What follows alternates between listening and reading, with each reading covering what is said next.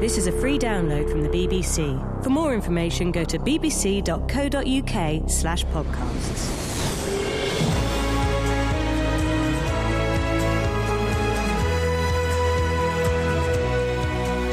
Hello, this is Iain Lee. Thank you so much for downloading the very first episode of my BBC Three Counties podcast. Well, the question you're asking yourself is, what's in this podcast? Well, let me tell you. Should old people be snogging each other in public? What was George Michael doing lying on the M1? And what's this all about? No, it isn't. Yes, it is. No, it isn't. Yes, it is. No, it isn't. Across beds, hearts and bucks. This is BBC Three Counties Radio. Now, this week, I enjoyed the perfect evening. I was sat at home, in my pants, eating 2 pizzas, the second of which only cost me £1, watching Watchdog on a video. I literally took a step back, looked at myself and went, yeah, good lad, well done, you're living the dream. Well, I asked Catherine Boyle what her perfect evening was. So, I'm not going to tell you what I did last night, Catherine. Good. But I was sat there thinking, I am better off than any king in the world. I was having the perfect evening. Right. Don't. We were. And I was wondering, what would your perfect evening be? Oh, I kind of had it. Shall I speak to you in a bit? Yes. On FM, AM, online and digital radio. This is Iain Lee. On BBC Three Counties Radio.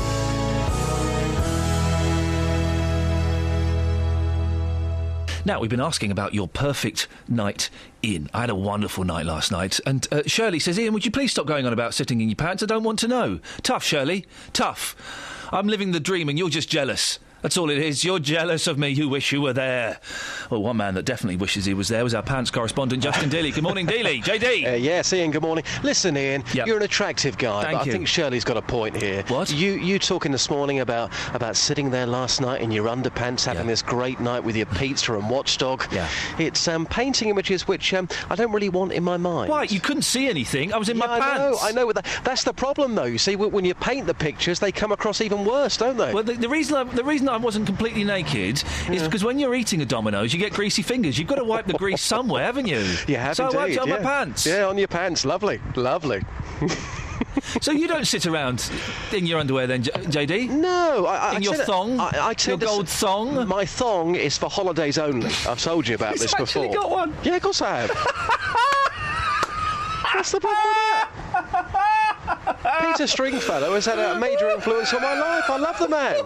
You've got the same colour hair. Yeah. Thank you. So, Justin, you've been talking to people this morning. Yes, I have. And just to let you know, the Mark Forrest Best, the BBC local radio show from 7pm tonight, they've been in touch already. This feature may well be appearing on that programme. It's on the shortlist. So I've been in Dunstable this morning and I've been asking people about you and their perfect night, and this is what happened. I don't know if I want to play this. Carol, you listen to Iain. First of all, he sits in his underpants, eating a pizza, watching Watchdog. Can you tell me your thoughts on that? Disgusting. OK, that's fair enough. What about your perfect evening? What would that be? Round at our local pub. Yeah. In your underwear or...? No, dressed. No. Well, Joe, you've heard about Iain Lee's perfect evening. You're a big Iain fan. He likes to sit there on a sofa wearing his underpants, eating a pizza, watching Watchdog. What's your reaction to that, first of all? Is that a bit bizarre? I think it is a bit bizarre, isn't it? Yeah. I mean, he's in his own home, isn't he? Yeah. He can do what he likes. Strange man, though, Strange man he is, yes. So what about your perfect evening? My ideal night would be going out on the town and getting absolutely drunk. Really? And you're not 18 years old. You look so responsible as well. I am, but it's a night out, isn't it? It's something different. Well, OK, that's your perfect evening. If you're doing that tonight, stay safe and make sure you book a taxi home. I'll try to, yeah. Thanks very much. Everyone's talking about Iain Lee this morning. What's your thoughts on Iain's perfect night? What do you think about that? Is he a bit odd? Yeah, very odd. I wouldn't be sitting in front of the telly watching Watchdog in my underpants eating a pizza. Mind you probably don't wear underpants, though, do you? There you go, but... whatever tickles their fancy, makes them happy. Yeah, very strange. So the big question this morning, what is your perfect night? What will that consist of? Coming home from work, having a bath, getting into bed and watching, not Watchdog, but anything on the telly. Fiona, if somebody said to you their perfect night was staying in their underpants, having a pizza and watching Watchdog, what do you think about that person? He's got a definite plan there. I'm not sure about Watchdog.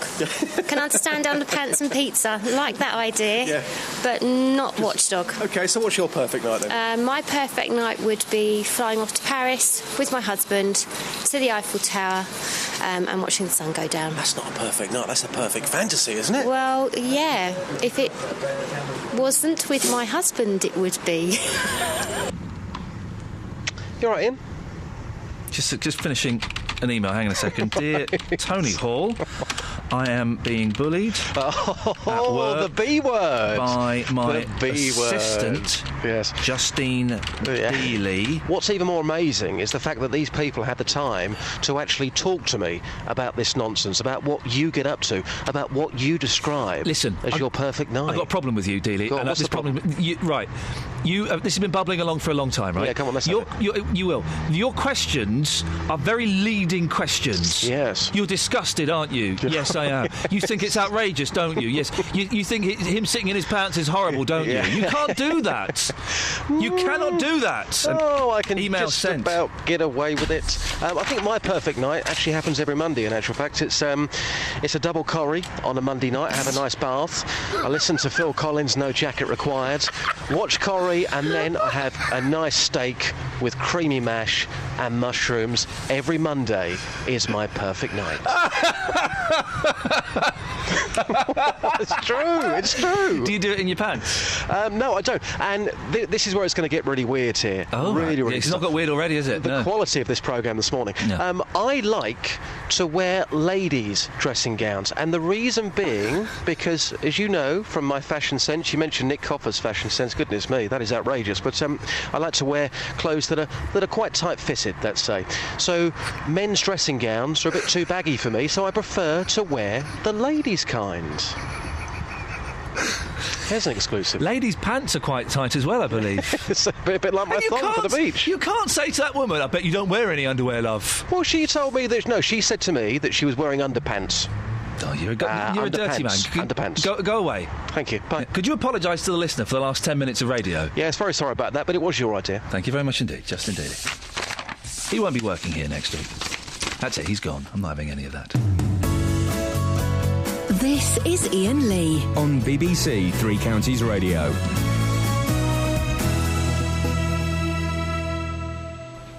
Experts have created a report called Sex, Skydiving and Tattoos.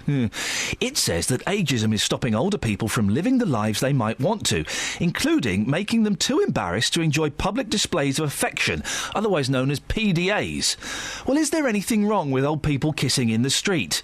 Yes, there is, obviously, but some people called in to disagree with me. Jenny and Milton Keynes, you agree with me. Snogging in public is disgusing, isn't it? No, it isn't. Yes, it is. No, it isn't. Yes, it is. No, it isn't. Tell me why not. Well, I'm a widow. Sadly, I lost my husband last year, and I belong to a dating age, and I've not had very many dates. I've only had 3, and the one that I had a fortnight ago was very, very, very nice. I only saw him the once, and we had a lovely coffee and a lovely morning, and he just gave me such a lovely cuddle and a kiss goodbye to the end, and I would very much like to say thank you to him, and I'd like to wish him a very, very happy birthday from yesterday. Well, hang on a minute, Jenny. Are you saying that on your first date with a stranger you met on the internet, you were kissing and cuddling in the street? No, the third one. He only gave me a goodbye kiss and cuddle just before I went home. Oh, OK. Well, you waited till the third date. That's something to be respectful about. When did this date happen, Jenny? About 3 weeks ago. And have you spoken to him since? No, unfortunately, he didn't get in contact again, but I wished he had us, but there we are. That's how life is these days. Oh, Jenny, so do you think that's it for this gentleman? I think so, but I'd still like to say thank you, Roger, and wished him a very, very happy birthday from yesterday. Roger, you old rogue. Jenny, can I ask you a slightly impersonal question, please? Yes. How old are you? 67. 67. And you've been dating online? Yes, for not very long. How do you find it? Do you get lots of... I always imagine that if you date online, you just get lots of weird people getting in touch. No, I've not had any weird people. I think I had one that made me pay for my own cup of coffee. Excuse me? That's the truth. Really? Yes, he made me pay for my own cup of coffee. But the other two that I've had have always bought me my cup of coffee. A coffee and a croissant, I would imagine. Yes. Well, I hope you gave the tight-fisted gentleman the cold shoulder. Yes, I did. Good for you. Well, Jenny, listen, best of luck. I hope you find what you're looking for. I wish I could, but when you get to my age, life is very, very difficult. Well, I'm sure it is, and I'm sorry for your loss, but Jenny, keep plugging away at it. I'm sure you'll be fine. Shirley's in Milton Keynes. Good morning, Shirley. Good morning, Ian. You sound sensible. You must agree with me that PDAs, public displays of affection, are awful and they should be stopped immediately. Definitely not. Oh, for goodness sakes, what's going on? Definitely not. Shirley. My boyfriend is 78 next month. Ooh. I should be 69 this year. Oh, a sugar daddy. We've been together for just about 5 years now. We don't live together. We've got our own houses. But whenever we meet up, whether it be in the street, whether it be in the supermarket, wherever it is, he always gives me a kiss. In the supermarket? Yes. So you'll be in Iceland or Tesco's? In Tesco's, yes. And he says, Cheryl, come here, girl. Yes, we'll meet up. I'll go and do my shopping and he'll come down and do his and we'll meet up in the supermarket. And he'll always give me a kiss. Disgusting. No, it isn't. Yes, it is. No, it isn't disgusting, Ian. It's horrible. Do you know what? I feel really sorry for you. Beg your pardon? I feel really sorry for you. Why is that?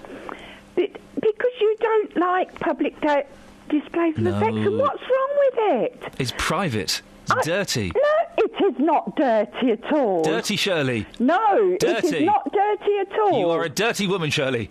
Definitely not. Hey, how dare you? How did he wangle you two living in separate houses? That's the perfect setup. Because we don't want to live together. We're very, very happy the way we are. We love each other dearly. But we're very happy the way we are. We've got our own houses, we value our own space, and we value our independence.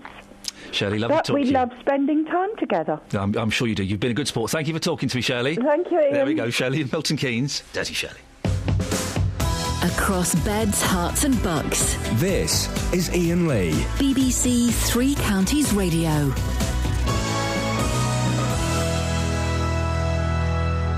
Playoff final against Crystal Palace at Wembley. And that's your latest news and sport. More from me at 8 o'clock. You're always snogging in public, aren't you? Like a dog on heat. Not really. Where have you heard that? Oh, those are just the rumours going round. Oh, those rumours. Yeah? No? Not really. You say not really. That implies there's a certain element of it. I like hand-holding. Yeah. If I feel moved to, I might give him a little peck. But no tongues. I mean, for heaven's sake. We've got 2 children. That's enough of a PDA, isn't it? This is Iain Lee. On BBC Three Counties Radio. My show is weekdays between 6 and 9. The gentleman who takes over after 9 o'clock is a chap called Jonathan Vernon Smith. He's really rather good. He pops into my studio about 20 past 8 every morning to tell me what's going on in his show. Well, on Friday he came in and we started talking about another Three Counties presenter, Nick Coffer. And his shoes. Nick Coffer. Live from the Luton Centre for Carnival Arts, today from midday. On BBC Three Counties Radio. Yeah, that's what I'm talking about. Nick Coffer at the carnival, wearing his blue suede shoes, looking like he's got the blues. I caught a glimpse of Nick Coffer's blue suede shoes yesterday. Yes. Quite a look, aren't they? Nick Coffer, I think, is an excellent broadcaster, and I think he does a cracking show, and he gets wonderful guests. But... And there is a big but, not just Nick's big but. He does dress bravely. He's a brave dresser. I wondered where you were going with that. I had to bring myself back a little bit for legal reasons. I don't want to make a man cry again. He dresses very, very bravely, doesn't he? He does. He's a brave dresser. Blue suit. Got unusual dress sense. Well, you always you laugh at him openly. I have laughed. And I think that's cruel. Well, he's sometimes he comes in looking like Timmy Mallet. Was that rude? It was rude. Oh. Timmy Mallet, now a well-respected artist who sells his pictures for £15,000 a shot. Really? Timmy Mallet from Mallet's Mallet. Gosh, he used to work here, you know. He did drive time. I knew he worked here. He did drive time. Well, him and Roberto have got many similar attributes. No, they haven't at all. They're like twins. Roberto's good. I'm sure Timmy Mallet was good. We got ourselves in such... We basically slagged off everybody we've ever met or ever will meet. Awful. Thanks a lot. Listen, we're talking about the perfect evening. Last night I had such a wonderful evening. I heard you in your pants eating pizza. In my pants. Pizza, 2 pizzas. The second one only cost me £1. Oh, it was joy. And I was watching Watchdog on the video. It was wonderful. I fast forward through the sports guy. I don't like him. But Matt Allwright and Anne Robinson, I just think, they're a killer team. Really? Don't mean she literally murders people. But if she did, we'd probably let her off because I just think she's so good at presenting. She's Anne Robinson. She's Anne Robinson. When she wears those leather trousers... Seriously. No, seriously. Anne Robinson in tight leather trousers. You like her? She wasn't wearing them last night. Anyway, that was my perfect evening. And I took a step away from myself, looked at myself, nodded and went, yeah, this is it, man. That's Sounds living all right. tragic to me. Oh, for goodness sake. Sitting in your pants eating pizza or watching Watchdog. Yeah, that's living all right. Really? Yes, to quote the Alvida's pet theme. What's your perfect evening, Jonathan? My perfect evening? Yeah. I think my perfect evening is a hot summer's evening, balmy weather, sitting in a pub garden, a bit sloshed. You're balmy. I tell you. I'd rather do that, you're wouldn't perfect. you? No, you're perfect. So you're an alcoholic. Your perfect evening is being drunk. No, but I'd rather on a hot summer's evening with friends, having a laugh. Perhaps someone falls off the chair, that kind of thing. So you're so drunk you're falling out of your chairs now. This is awful. The Daily Mail needs to look at you. Forget the 14-year-olds and binge drinking Britain. Binge drinking Jonathan Vernon Smith. That sounds like a fun evening to me. You know. You think I sound tragic. You sound pathetic. I'd have suede shoes on, though. Oh, in that and case. I certainly wouldn't be in my pants. Across beds, hearts and bucks. This is Iain Lee. BBC Three Counties Radio.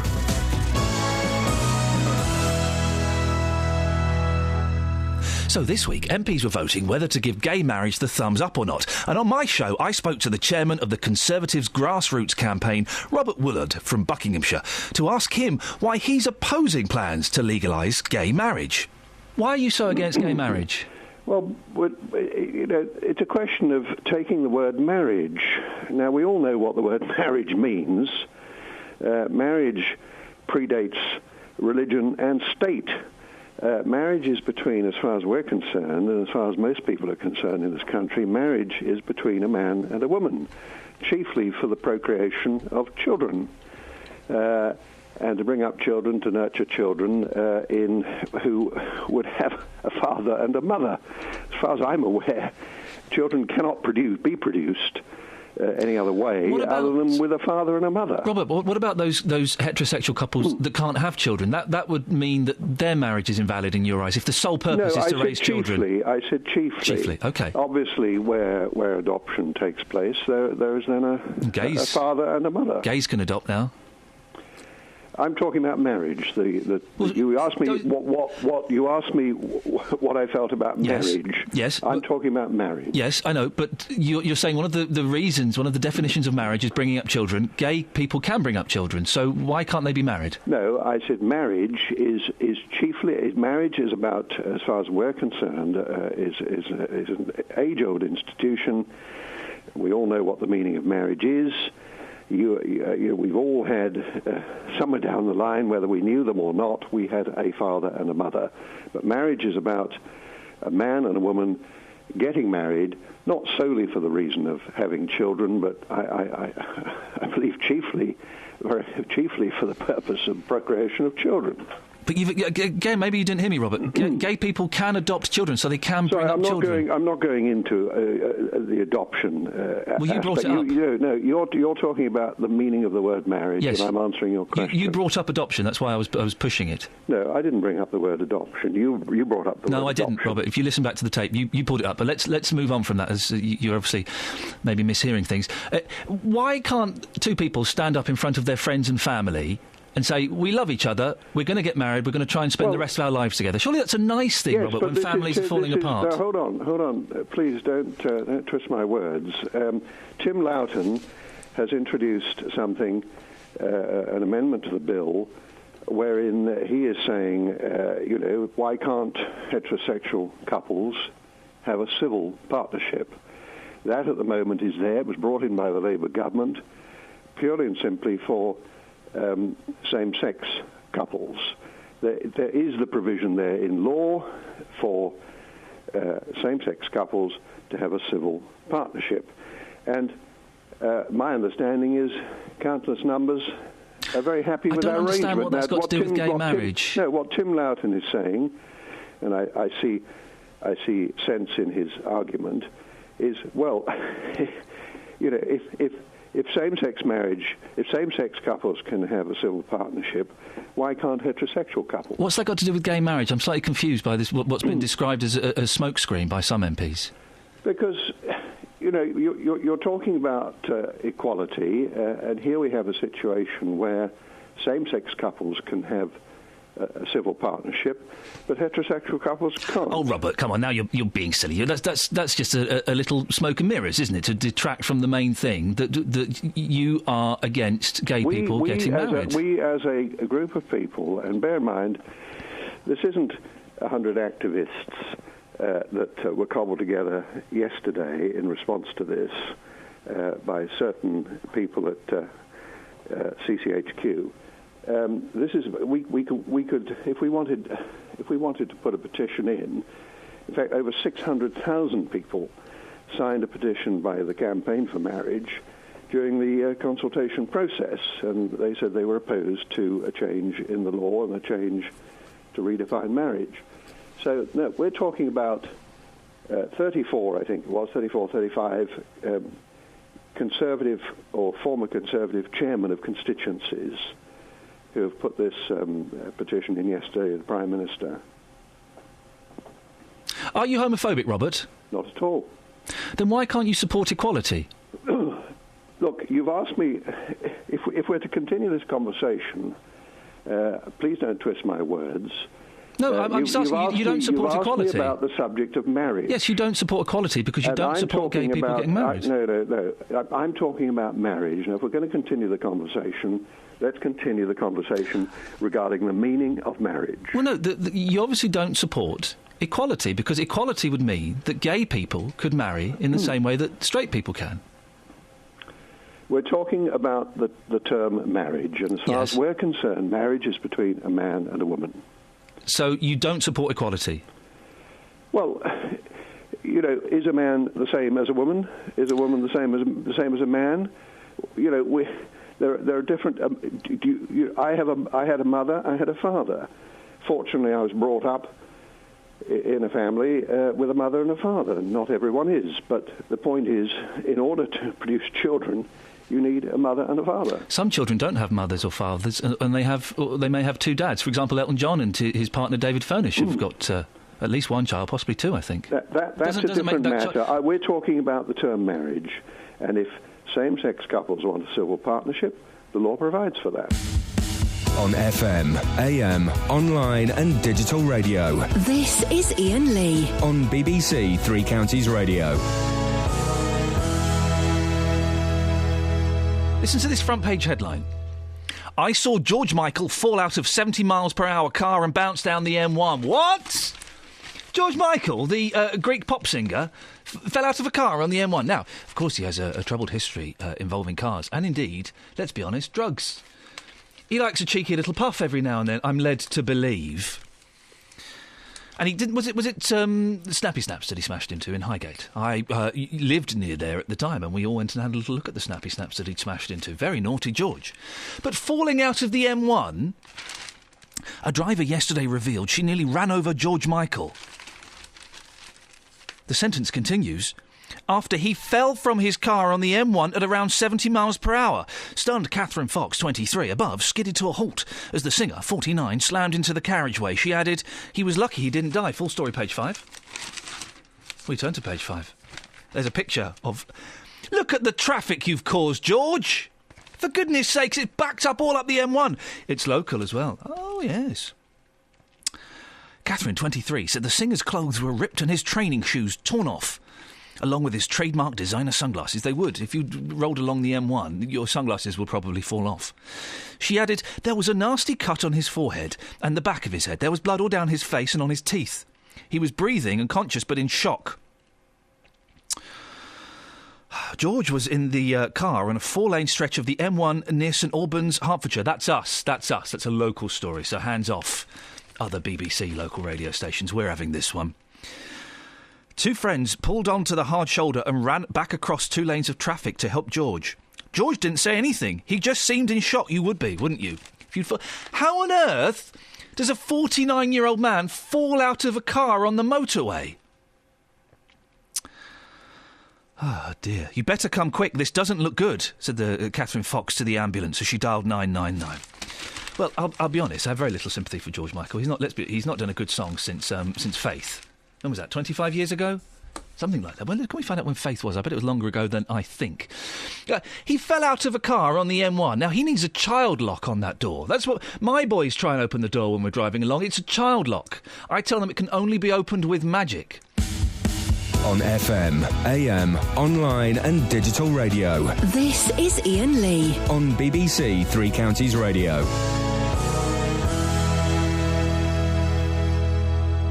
Gollies, are they offensive? A badge has been sold on eBay for 99p, featuring the Milton Keynes Dons colours, and also a golly. Well, are they offensive?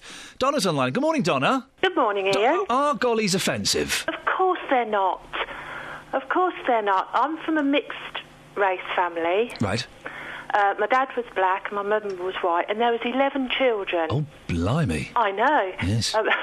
They were busy. And you're talking sort of mid-late 60s, early 70s, when we all lived at home. Yes. And we used to get gollies for Christmas, gollies for birthday presents. I've still got a golly as a key ring on my car keys. And you still use it now, in 2013? Yeah. But it's a toy.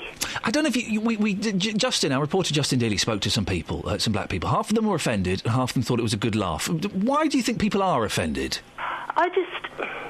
Personally, I think, get over yourself. You know, it's if you take offence by something like that, then you're insecure with who you are. Donna, stay there. Stephen in Luton, get over yourself. Hiya. You're insecure. That's what Donna's saying. I think if you don't know the history of the gollywog and where it's historically coming from, I think it's easy to really say that. But I do know the history of the gollywog because my father was black. Okay, well, I'm also black, and if I just explain to you my research into the gollywog, and I've been abused with the gollywog. I'm in my mid-20s, so I didn't grow up through the 50s or 60s when it was popular. I just grew up in a time when they were used to literally, abuse myself and other black people in my school. How were you abused, Stephen? Because they were thrown at me. I was called gollywog. The kids that wore them as badges on their uniform they didn't hang out with the other black kids. It was almost like a modern swastika. So was I at school, though. I was bullied. I was the minority at my school. Yeah, I was a minority as well, and I was bullied directly with gollywogs. When was it, Stephen? You say you're in your 20s. When was it? I'm in my mid-20s. So I graduated in 2002, so not too long ago. So the late 90s. The late 90s. Yeah. You're saying there were children at school who would throw gollies at you and call you golly. Yeah. Would throw them at me, and going back to the historical aspect of gollywog, you have to look at the image that's being portrayed here. It's a sick caricature of black people based on the minstrel. If you look at what the minstrel was, it was a form of entertainment for white people that made black people look stupid. My dad used to watch that. My mum and dad used to watch the black and white minstrels, and they looked at it was for entertainment. Well, exactly. It was for entertainment, and it was a caricature of black people. We were made to look like clowns. We were dressed in clowns' outfits. If you look at it's always black. There's no white gollywog. He's always dressed as a minstrel. A clown. He's always. If you look at how they act. So if you let me finish. If you look at how they act. Yes, I'm very much aware. And you will find white gollywogs on there because I found them. Okay, but they're not officially white. They're not depicted in Eden Blyton books. The lady that I've still got featured them my heavily. Eden Blyton book with 3 gollywogs. Yes, there's not one white gollywog in there. Officially, a gollywog is black. But there's no white. about it. They're unofficial gollywogs. Stephen, let me just... It's like the MK Duns thing. It's an unofficial gollywog. It's not a real gollywog. Stephen, let me just interrupt. I grew up in the 70s, and I've seen the Black and White Minstrel Show, and it was awful for various reasons. But I had a golly, and I never associated it with black people because we didn't either. Because Ian. it doesn't look like a black person. It does look like it looks like a slave. That's what it does. It doesn't look like a regular black person. If you let me finish, I'm being cut off, and I can't get a word edgeway on the air. Stephen, you have got quite a few words in. You just said something there that I think is quite outrageous. It looks like a slave? Really? Yeah, if I can just explain, yes, it does. It looks like... Come on. It's the ear piercing and the big... so, yes, boss, you go this way, and... It was that depiction that came from the South in America as Stephen, well. I'm looking at all of these... Let me finish, I guess. No, Stephen, because we're running out of time, and I'm keen to get this one. None of the gollies I've seen have earrings. None of them... We don't know how they speak. They don't look like slaves, Stephen. I think you could be stretching the point ever so slightly there. I was with you up until slaves. I don't think you've looked into the history of that. No, I'm looking at the image. I'm looking at the actual image of the golly, which is what you said. You said the image looks like slaves, and it doesn't. If I could explain that point, yes, that's your opinion. But my opinion is, if you look at the South in America, minstrels were paraded in front of white audiences. In the UK as well, they were made to do very silly, stupid things. They acted in low intelligence in their character roles. Okay, Donna, we're running out of time. Would you like to have one more? I still feel the same. You know, I think that was all many years ago. It happened. It shouldn't have happened. That's not. It did happen, though, right? I'm not saying it didn't happen. It did happen, and it shouldn't have happened. However, I'm black, and I find it offensive, and I've been accused of it. Donna, let you speak. You have the same respect, please. This is 2013 now. That's not what it means anymore, and that's why I say, get over yourself. It doesn't mean that anymore. This is Iain Lee on BBC Three Counties Radio. My favourite headline of the week. I saw George Michael fall out of a 70 miles per hour car and bounce down the M1. Well, it turned out the woman who witnessed this amazing thing is from Dunstable. 23-year-old Catherine Fox says she was... Well, she's here. Catherine, good morning, Catherine. Hello. Nice to meet you. And you. Tell me the story. You're driving along the M1 near St Albans. Yeah, I was on my way home from work. I was in the third lane and the car in front had slowed down, so I went to go into the fourth lane, realised he'd then slowed down. At that point, everyone was going normal. There wasn't any traffic, really. Yeah. So I had to slam my brakes on and went between the third and fourth lane. Because I was going quite fast, my car then spun out a little bit and went back into the third lane. At that point, I looked back and saw a body lying in the road. So I stopped my car, because no one else had stopped apart from the car behind, which I thought was odd. So everyone was just driving past? Yeah. Well done. Yeah. Well done. And I can't imagine why anyone wouldn't. No, I saw a car, its tyre go a few weeks ago. I pulled over to help them, make sure they were all right. Of course you do, yes. Yeah. But they didn't. You were the Good Samaritan. Well, there was another guy behind who was an off-duty police officer, and he had stopped as well. And I got out of my car, and the guy's phone had gone out of battery, so we used my phone to call the ambulance. And because he was an off-police officer, he had a jacket and everything, so he put his hard. And this is in the middle of the motorway? In the third lane. And cars are still going past you, or have cars started? No. See, that must have been terrifying for you to be stood on the motorway. Well, it was, and at one point the guy behind me said, do you want to get in your car and go over to the hard shoulder? But because all the cars were going normally, I couldn't just start my car and start going into the motorway normally. So I reversed my car up so that George Michael was in between my car and the back car. That's a great sentence. Still didn't know it was George Michael. You didn't know it was him? Until the Friday evening, the next day. So this happened on the Thursday last week? Yeah. OK, we'll find out when you discovered it was him in a minute. So you kind of reverse your car a bit just to protect this, at the time, unknown gentleman's body. Yeah. And then what happened? You just waited... He was conscious and everything, and he was sat up, and the people who he was in the car with came across the road. I don't remember that bit at all. Right. But then they were comforting him, sat behind him. The police or the ambulance were asking me how old he was, so I asked the gentleman how old he was, who was with George Michael, and he obviously said 49, and it still didn't click. Yeah. And Yeah, he was sat there being comforted by the guy with cuts on his head. And did you speak to him? Because when I've been on the scenes of are you all right, mate? Can I get you anything? You're doing all that? Yep, like he was a normal guy. And what did he say? he was, I'm totally shocked, so I don't think he was in any state to talk. Right, I don't think anyone would be in that position. Okay. So the ambulance came, the police came, and they load him up, and he went in the helicopter, didn't he? Yeah, well, he went into the ambulance first because the helicopter took longer to arrive, but the ambulance would arrive while I was still on the phone to them, which was really good. Yeah. They pulled... I don't know if they knew at that point. I'm not sure. But, yeah, the ambulance pulled up. George Michael went into there until the helicopter came and he landed in the field opposite. And how long did it take? I've got a picture here. This is from yesterday's Sun, page 5. How long did it take for... in this picture, the road is blocked and there's your car. There's where George Michael is. And there's traffic going back, I would imagine, for quite some distance. How long did it take to block the M1 like that?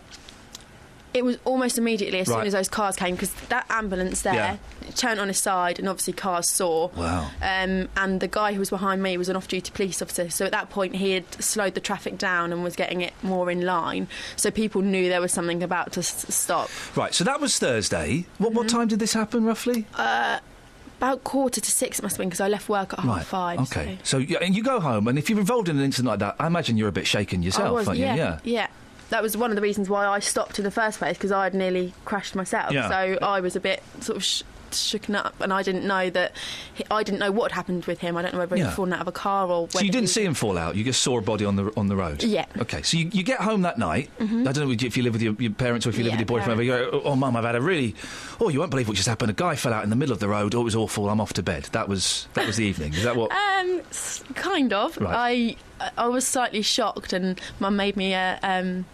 sugary tea. Yeah, mums are excellent, aren't they? That's totally the first rule of mums, is make a nice sugary tea. So I sat there, and my boyfriend was waiting for me, and he sort of comforted me, and then it was sort of the topic the whole night, really.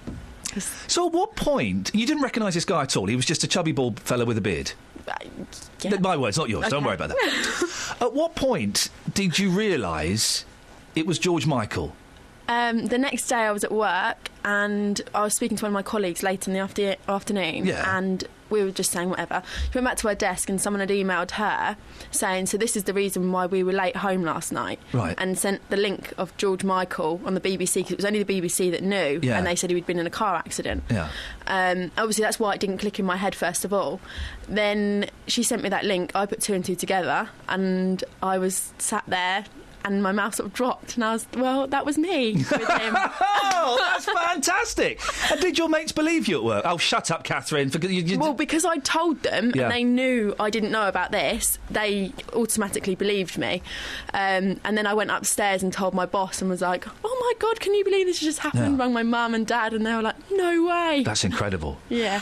And I've got to say, very nice moody photo of you in the sun. They're looking at your serious face. It's, well, I was smiling at the start, and then I thought, well, maybe this isn't right. It's a bit inappropriate. Yeah, so they said, just do another face. Do a sensible, serious... They were like, do a serious moody face. Serious face. I'm assuming George Michael has been in touch and sent you, I don't know, tens of thousands of pounds to say thank you. Unfortunately not. Has he not? No. Has he not? I mean, he's in hospital. He's still in hospital, so I don't know. I don't really know how he is or anything, but I would hope to hear from him, just to see. You'd think he'd invite you round to his house for a cup of tea or a cheeky smoke or something. Yeah, it's a nice sugary tea. Maybe a signed greatest hits or something like that would be quite nice. And you're getting all this attention from... I mean, that's such a great headline on the front page of The Sun. I saw George Michael fall out of 70 miles per hour car and bounce down the M1. Another moody photo. You're getting all this attention. What's that like? Because you've just witnessed a car accident. That's all that happened, really. Yeah. But suddenly you're on the front page of this. You're doing radio interviews. What's that all like? It is surreal. Obviously, the day before, I was just a normal person going to work, and now people are getting hold of me here, there and everywhere, and contacting me and things. And it is surreal, but it's such a... this will go, I can imagine, within the next couple of days. So it's something that you just... How on earth do you fall out of a car that's on the motorway at 70 miles an hour? Do not ask. I don't know. Across beds, hearts and bucks. This is Iain Lee. BBC Three Counties Radio.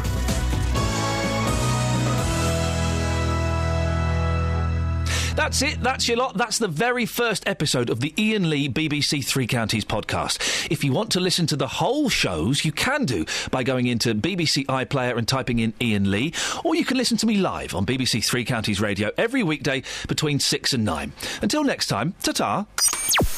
Thanks for listening to this free download from BBC Three Counties Radio, your local radio station for beds, hearts and bucks, on FM, AM, digital radio and online at bbc.co.uk/3counties.